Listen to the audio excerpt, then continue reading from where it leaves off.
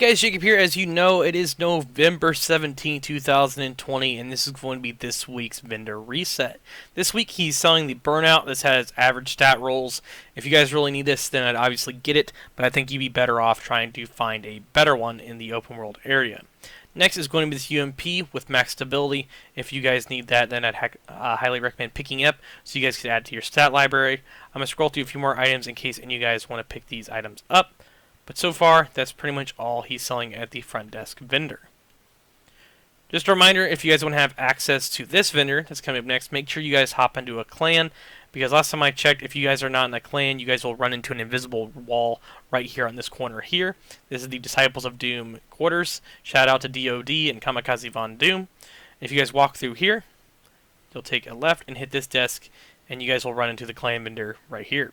This week he's selling a Cold Relations with max reload speed, so if you guys need max reload speed on an SMG or need the Cold Relations in general, I'd recommend getting this one. This one's not too bad because it has max reload speed and you can max out the critical hit chance, but I still think you guys could probably find a better one just by farming.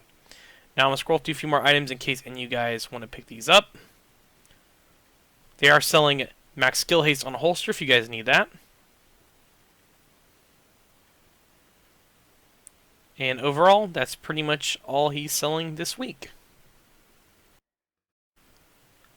And the next location is going to be the Theater Settlement. This week he is selling the Boomstick, and this one is absolutely terrible.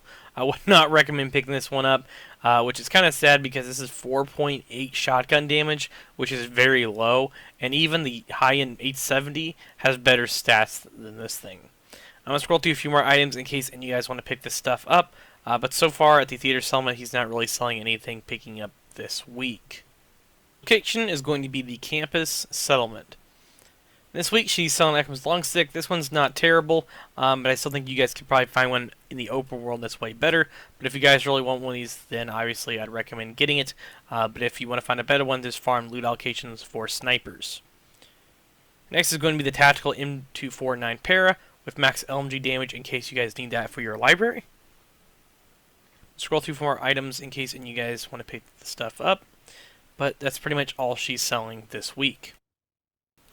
Alright guys, next up on the list is going to be the DZs, aka the Dark Zones. As usual, if you guys are new, keep this in mind. You guys will have to extract resources by deconstructing gear or picking them up by opening little tiny boxes in the DZ. And you guys can buy stuff from these vendors.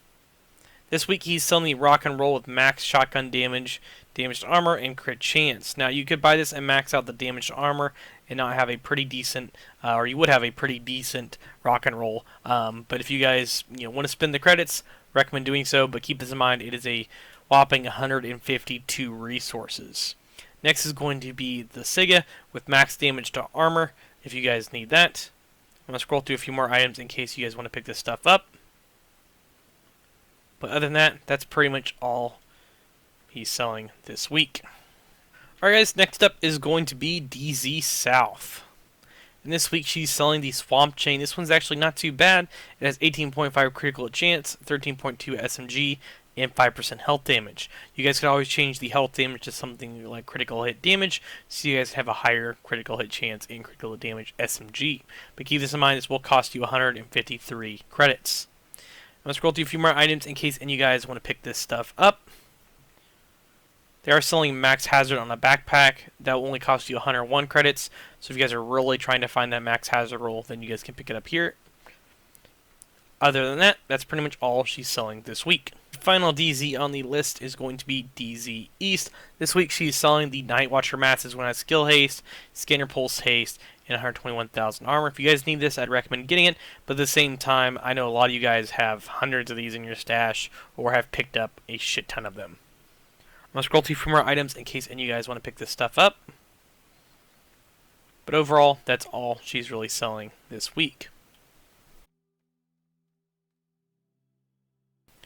Alright guys, the final stop on the list is going to be the New York City vendors.